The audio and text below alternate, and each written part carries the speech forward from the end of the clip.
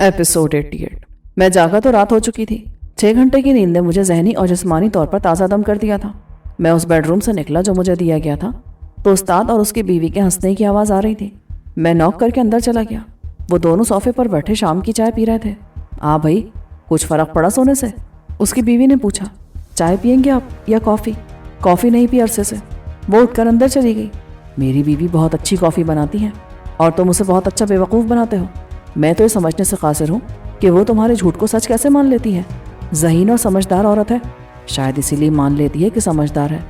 नहीं मानेगी तो क्या होगा? घर ख़राब होगा हर वक्त के लड़ाई झगड़े से। मर्द तो साला कुत्ते की दुम होता है, उसे औरत क्या सीधा करेगी?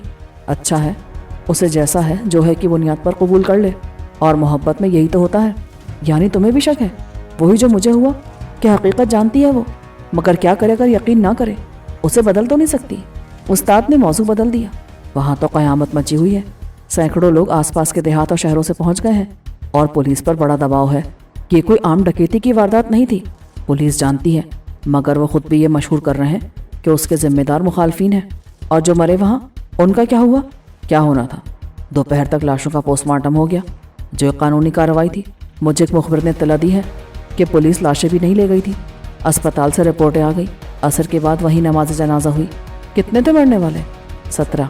8 औरतें, 9 मर्द। एक तो होगी पीर साईं की बीवी और दूसरी बेटी, बाकी मुलाजमाएँ होंगी। तहखाने में ख़तरनाक मरीज़ भी रखे जाते हैं, उनके जिन सरकश होते हैं और उन्हें तशद्दुद से भगाना पड़ता है धोनी देकर। वहाँ तो इतना सोना चांदी था कि मैं सोच भी नहीं सकता था। कई मन, तकरीबन 2 सेर सोना और 5 सेर चांदी हर एक को मिली। मेरा हिस्सा तो हमेशा ही दुगना रखा जाता है, यानी 4 सेर सोना और 10 सेर चांदी, जिसके लिए तुमने 17 बंदे मार दिए। देख फरीद, हमारा उसूल है कि माल की खातिर जान मत लो।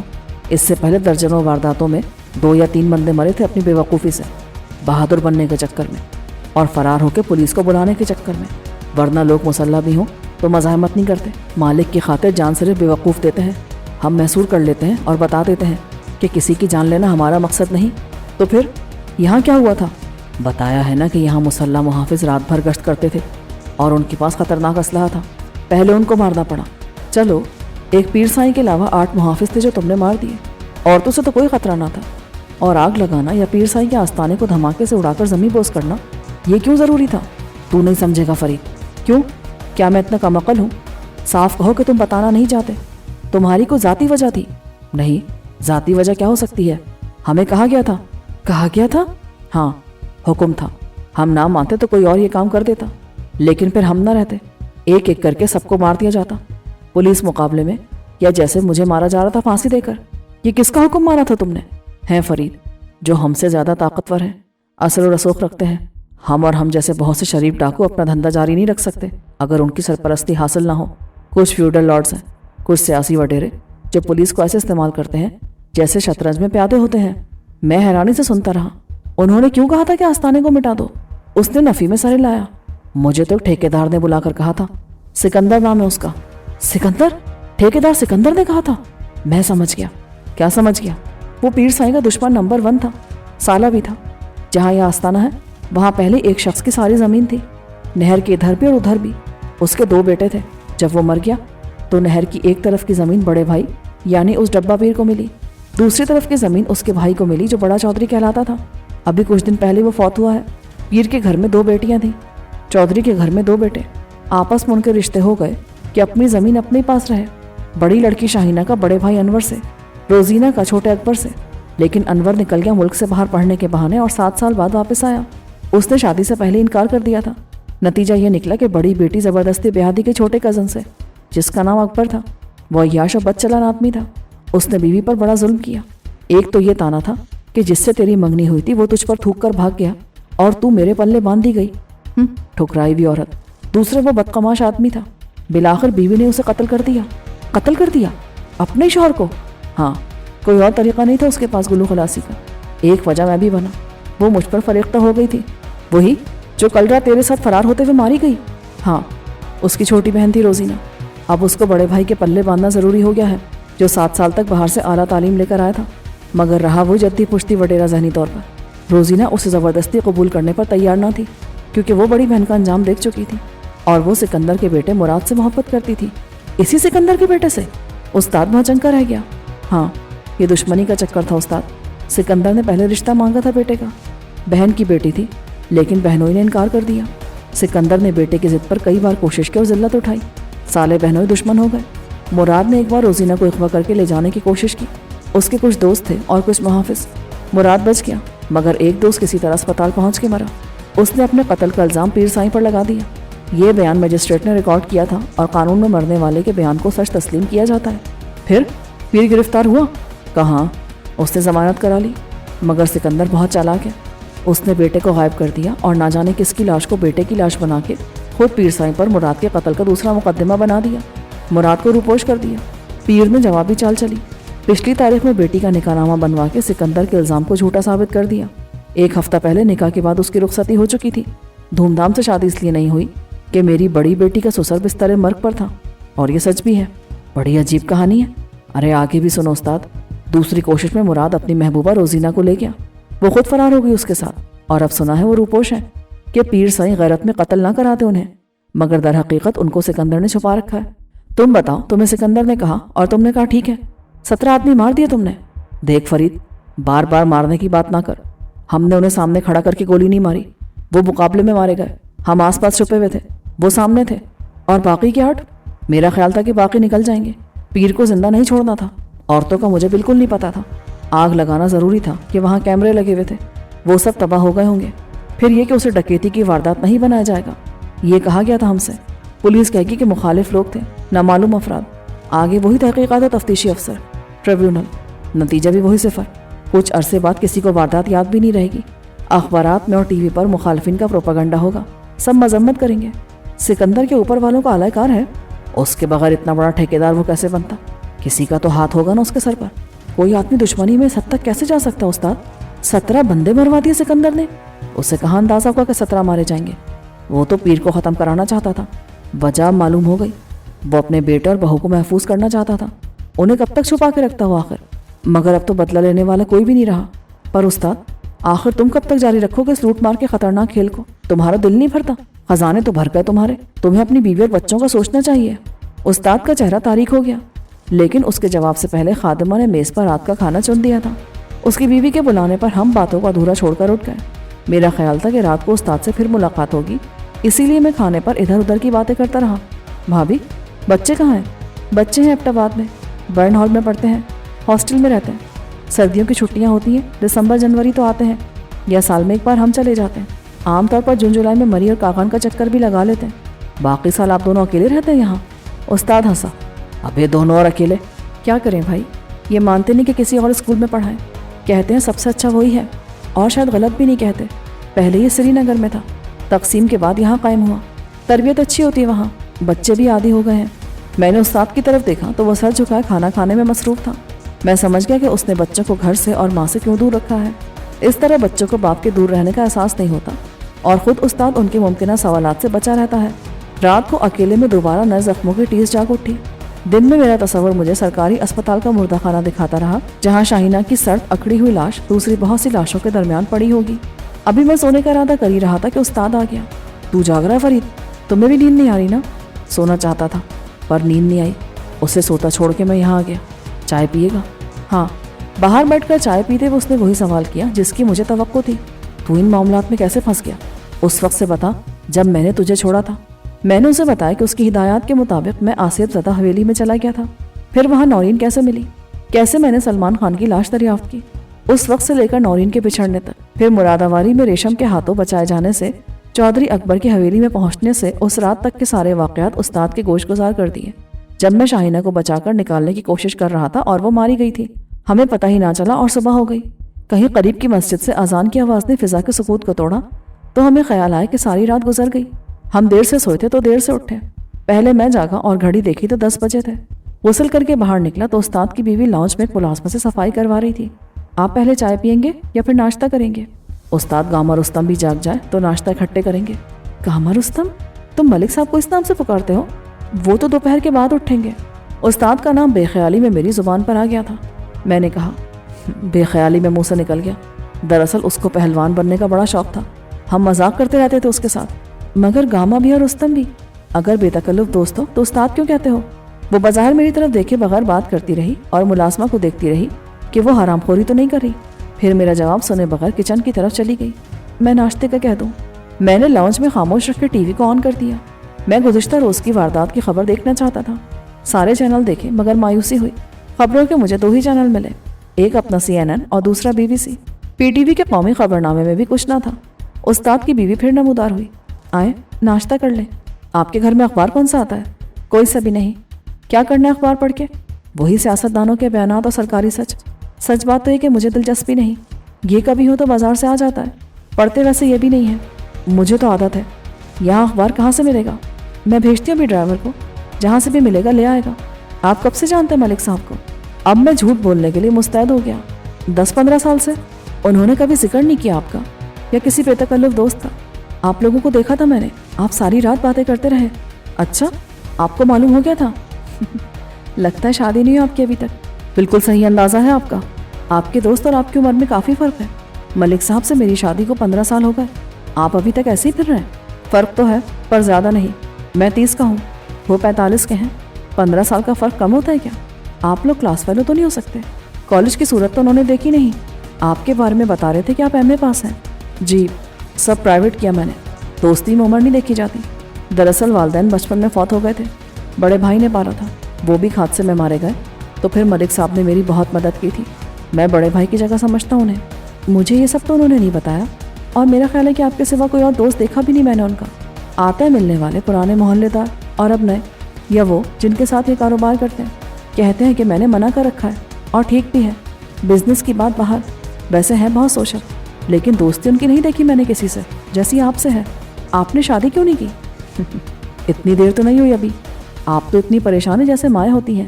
کیا کوئی لڑکی ہے آپ کی نظر میں؟ نہیں، یہ بات نہیں۔ میں نے سوچا اس کی وجہ کوئی لڑکی تو نہیں، اس نے بے نیازی سے کہا، لیکن میرے کان کھڑے ہو گئے۔ ایک اندرونی آواز نے مجھے خبردار کیا کہ انجان بننے والی یہ عورت بہت کچھ جانتی ہے۔ چور میرے دل میں تھا۔ استاد اور میں رات کو جہاں بیٹھ کر بے فکری سے بات کر رہے تھے، وہ ان کے بیڈ روم کی کھڑکی سے زیادہ دور نہیں تھا۔ وہ جگہ ان کے بیڈ روم کی کھڑکی سے زیادہ دور نہیں تھی۔ میں دیکھ چکا تھا کہ پردے ہٹا کے شیشے سے باغ کا منظر دکھائی دیتا ہے۔ بے خیالی میں ہم قریبی کرسیاں کھینچ کر بیٹھ گئے تھے۔ استاد کو یقین تھا تو مجھے بھی کہ اس کی بیوی محو خواب ہے، لیکن شاید ایسا نہیں تھا۔ شوہر کے اٹھنے سے وہ بھی جاگی ہوگی، اور پھر اس نے دیکھ لیا ہوگا کہ ہم دونوں کہاں ہیں۔ فطری تجسس سے مجبور ہو کے اس نے کھڑکی کھول لی اور پھر سب سنتی رہی۔ نہیں بتانا چاہتے تو مت بتاؤ، یہ بات نہیں ہے۔ آپ کا اندازہ کمال کا ہے۔ ایک لڑکی ہے تو، مگر گم ہو گئی ہے، اسے تلاش کر رہا ہوں میں۔ لیکن اب اس کی دلچسپی جیسے ختم ہو گئی تھی، کیونکہ وہ تفصیل سے سب سن چکی تھی اور اس لڑکی کا نام تک جانتی تھی۔ اس نے ڈرائیور کو آواز دی اور اسے اخبار لانے بھیج دیا۔ پھر وہ ضروری کام کا بہانہ کر کے اٹھ گئی۔ میں سوچتا رہا کہ گزشتہ رات کی گفتگو میں کہاں ایسا حوالہ تھا جس سے استاد کے اصل کام کا پتہ چلے۔ میرے خیال میں ایسی کوئی بات نہیں تھی۔ ہاں، اپنا نام اور شناخت بدلنے کا ذکر میں نے ضرور کیا تھا۔ شاید جیل کی بات بھی کی ہو کہ مجھے پھر پکڑے جانے کا خوف تھا۔ اس نے اندازہ کر لیا ہوگا کہ میں ایک مفرور مجرم تھا۔ استاد کا ذکر کہیں نہیں آیا تھا کہ ساتھیوں نے اسے جیل توڑ کے چھڑایا تو میں بھی نکل بھاگا، ورنہ پھانسی لٹک جاتا۔ میری تو کہانی ہی استاد سے الگ ہونے کے بعد کے ایام کی تھی، مگر اب یہ راز نہیں رہا تھا کہ استاد کا یہ دوست جو MA پاس ہے کوئی مجرم بھی ہے۔ اس انکشاف سے اس کے رویے میں فرق نہیں آیا تھا۔ ڈرائیور نہ جانے کہاں سے اخبارات تلاش کر کے لایا۔ اس کے دماغ میں جنگ کا نام بھی آیا ہوگا۔ وہ لاہور سے شائع ہونے والا ایڈیشن لے آیا۔ لاہور کے جنگ ایڈیشن میں ڈسٹرکٹ پیج پر ایک حادثے کی خبر تھی جس میں 17 افراد کے ایک مقامی پیر کے آستانے پر جل کے مر جانے کی خبر تھی۔ نام صرف پیر سائیں کا تھا۔ تفصیل بہت مختصر تھی۔ آگ لگ جانے کی وجہ شارٹ سرکٹ بتائی گئی، لیکن رپورٹر نے یہ خیال ظاہر کیا تھا کہ وہاں خاصی مقدار میں دھماکہ خیز مواد موجود تھا۔ تفتیش جاری ہے۔ ڈان اخبار کراچی میں چند سطروں کی خبر تھی کہ ایک مذہبی درسگاہ میں دھماکہ خیز مواد سے دھماکے میں متولی سمیت 17 افراد ہلاک ہو گئے۔ سنسنی خیز انکشافات کی توقع ہے۔ یہ جملہ سب نے لکھا تھا۔ استاد نے ٹھیک کہا تھا کہ اصل حقیقت کبھی سامنے نہیں آئے گی۔ گویا قصہ ختم ہوا، نہ مدعی نہ شہادت، حساب پاک ہوا۔ استاد دوپہر کو کھانے سے کچھ دیر پہلے اٹھا اور کھانا سے پہر کے وقت کھایا گیا۔ معاف کرنا یار، ایک تو ویسے نیند بہت آتی ہے مجھے، دیر سے اٹھنے کا عادی ہوں، پھر کل رات بھر باتیں بھی تو کرتے رہتے ہم۔ آج کے اخبارات منگوائے تھے میں نے، کوئی خاص خبر نہیں؟ میں نے نفی میں سر ہلا دیا کیونکہ اس کی بیوی کی نظر ہم پر تھی۔ ایسے ہی بس عادت ہے مجھے، بھائی میں تو نہیں پڑھتا اس چکر میں۔ ہوتا ہی کیا اخباروں میں، سیاسی بیان یا جرائم کی خبریں۔ یار مجھے کہیں جانا ہے، گاڑی چاہیے۔ ابھی تو پوچھنے کی کیا بات ہے، 2 گاڑیاں ہیں، ایک بڑی ایک چھوٹی، کوئی سی بھی لے جا۔ ڈرائیور سے کہہ دے نہیں میں خود چلا لوں گا، چھوٹی گاڑی لے جاؤں گا؟ جیسے تیری مرضی. کوئی خاص ملاقات ہے کیا؟ اس کی بیوی بولی. کسی نورین نامی لڑکی کو تلاش کر رہا ہے تمہارا دوست، اس نے مجھے بتایا تھا. استاد چونکا اور نہ میں تردید کر سکا کہ تمہاری بیوی غلط بیانی کر رہی ہے. میں نے ایک لڑکی کا ذکر کیا تھا مگر نام لینے کی غلطی میں کیسے کر سکتا تھا؟ نام اس نے ہماری گزشتہ رات کی گفتگو میں سنا تھا اور دانستہ مجھ پر واضح کر دیا تھا کہ اسے سب معلوم ہے. لیکن میرے لیے ایک پرابلم یہ کہ میں استاد کو یہ بھی نہیں بتا سکتا تھا کہ گزشتہ رات کی ساری گفتگو اس کی بیوی نے سنی تھی، جس کے بارے میں اس کو یقین تھا کہ وہ سو رہی ہے. میں نے آنکھوں میں سوال بھر کے اسے غور سے دیکھا کہ میں نے تمہیں نورین کا نام کب بتایا، مگر وہ میری طرف دیکھ ہی نہیں رہی تھی. وہ اپنے شوہر کو اور مجھے ایک اچھی میزبان بن کے خوش اخلاقی سے ہر چیز پیش کر رہی تھی. میں نے ڈرائیور سے رستہ سمجھا. اسے بتانے کے بعد یہ تو طے تھا کہ اب استاد کو معلوم ہو جائے گا کہ میں کہاں گیا ہوں. میں نے ڈرائیور سے گھر کا فون نمبر بھی لے لیا اور اپنی طرف سے محتاط اور محفوظ تھا. مغرب سے کچھ پہلے میں مرادہ والی پہنچ گیا. مجھے معلوم تھا کہ تمام تعزیت کرنے والے اب انور کے پاس آئیں گے. نہر کے دوسرے کنارے پیر سائیں کی صرف جاگیر رہ گئی تھی. ان کا سارا خاندان وہیں پہنچ گیا تھا جہاں آبا و اجداد ان کے منتظر تھے. یہ خاندانی قبرستان چودھری انور کی حویلی سے منسلک تھا. جہاں پہلے شوہر دفن ہوا وہیں اس کی قاتل بیوی بھی پہنچی ہوگی. مجھے گیٹ پر کون روکتا؟ میں نے انور کو درمیانی صحن میں تقریباً 2 درجن افراد کے ساتھ دیکھا. انور ان کے مخالف آخری صف کے درمیان اکیلا تھا، جیسے محفل کی صدارت کر رہا ہو. اس نے مجھے دیکھا، تعزیت کے رسمی الفاظ کہے اور سب کے ساتھ دعائے مغفرت کے لیے ہاتھ اٹھانے سے پہلے میں نے غمگساروں کے درمیان کوئی موزوں جگہ تلاش کی. میرے بیٹھنے سے پہلے انور نے مجھے بلا کے اپنے ساتھ بٹھا لیا. اس سے بہت کچھ واضح ہو گیا. ایک یہ کہ میں گمنام اور بے نام و نسب آدمی نہیں تھا، چودھریوں کے مرتبے کا اور ان کی فیملی میں شامل تھا.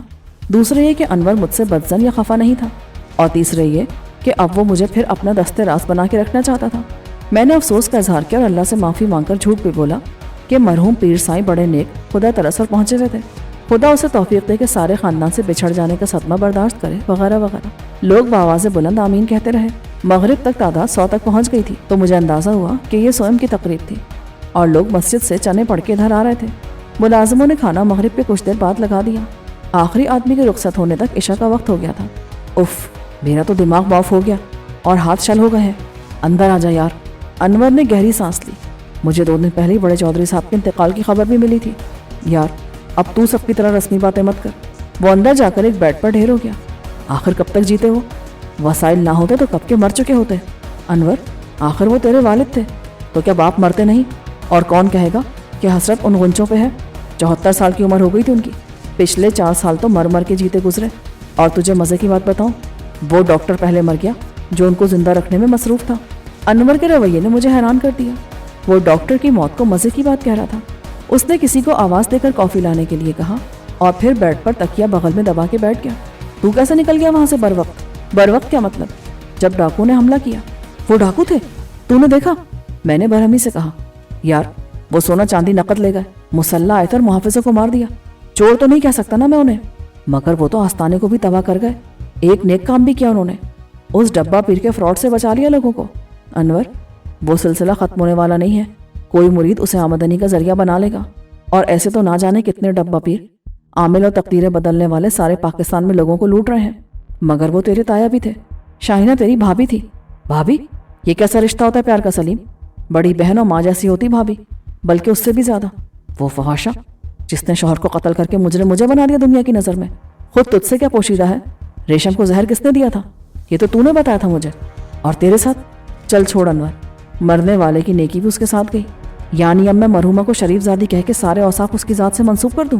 یہ میں نہیں کر سکتا ملک، کم سے کم تیرے سامنے. خود اس کے ساتھ کتنا ظلم ہوا تھا انور، یہ بھی تو دیکھ. تو نے اسے ٹھکرا دیا، شوہر نے اسے ٹھکرائی ہوئی عورت کہہ کے خوب ذلیل کیا. کمال ہے. یہ تو کہہ رہا ہے اس لیے کہ اب تو شادی کرا تھا اس سے؟ دیکھ انور، یہ مت کہنا کہ میں جائیداد کے لالچ میں اس سے شادی کرنا چاہتا تھا، ورنہ میں بھی چلا جاؤں گا. تیرا میرا تعلق ختم. اس کی محبت سے میں انکار نہیں کر سکتا. میں یہ نہیں کہہ رہا کہ میں بھی محبت کرتا تھا اس سے. محبت اور جنگ میں کہتے ہیں سب جائز ہوتا ہے. اس نے بھی جائز سمجھا. وہ آوارہ بدچلن اور عیاش نہیں تھی اپنے شوہر کی طرح، ورنہ میرے جیسے 10 اس کے اشارے ابرو کے غلام بن جاتے. خیر چھوڑ ان باتوں کو. اب کیا سوچا تو نے؟ ابھی تک تو کچھ نہیں سوچا. اگر تیری مراد مستقبل کے پلانس ہے تو پرسوں سے اب تک کہاں تھا تو؟ وہیں تھا. اور کہاں؟ حملے کے وقت تو اندر تھا. قسمت اچھی ہے تیری کہ نکلنے کا موقع مل گیا تجھے. میں شاہینہ کے ساتھ ہی نکل رہا تھا، وہ ماری گئی میری نظروں کے سامنے اور میں کچھ بھی نہ کر سکا. ایک جگہ چھپا رہا، بعد میں پولیس کے ڈر سے نہیں نکلا. اس نے ایک دم اٹھ کر میرے کندھے پر ہاتھ مارا. چل چھوڑ، اب تو محفوظ ہے. मैं कह दूंगा कि तू मेरे साथ था। पहले मैं कब्रिस्तान जाऊंगा, फिर माँ जी से ताज़ियत करूंगा। ठीक है, आ जा मेरे साथ। हम हवेली के अकबी हिस्से की दीवार में नसब दरवाजे से गुजर के कब्रिस्तान पहुंचे। वहाँ फातिहा पढ़ के फिर अनवर भी मेरे साथ लौट आया। माँ जी इद्दत में है। क्या मतलब? मुझसे नहीं मिलेंगी वो? पूछ लेता हूँ मैं उनसे। उनकी दिमागी कैफियत बहुत अजीब हो गई है। दौरा सा पड़ता उन्हें। अचानक पहुंच जाती उस कमरे में जहां अब्बा जी ने आईसीयू वार्ड बना रखा था। वो सब हटवा दिया मैंने। मुझसे पूछती रहती हैं कि अनवर, कुछ पता है तेरे अब्बा जी किधर गए? गए होंगे उस डॉक्टर के साथ। कभी कहती हैं कि अनवर चल, तू बड़ा है, छोड़ दे, अकबर को सज़ा मिल गई है, उसे आज़ाद कर दे। उस वक्त जब वो माँ जी से पूछने गया हुआ था कि मलिक सलीम अख्तर मिलना चाहता है, उसे आने दूँ, तो मैंने महसूस किया कि मेरा रुकना फजूल है। यहाँ आज भी मैं अजनबी हूँ, इस घर का बेटा नहीं हूँ अनवर की तरह। शायद मुझे आना ही नहीं चाहिए था इधर।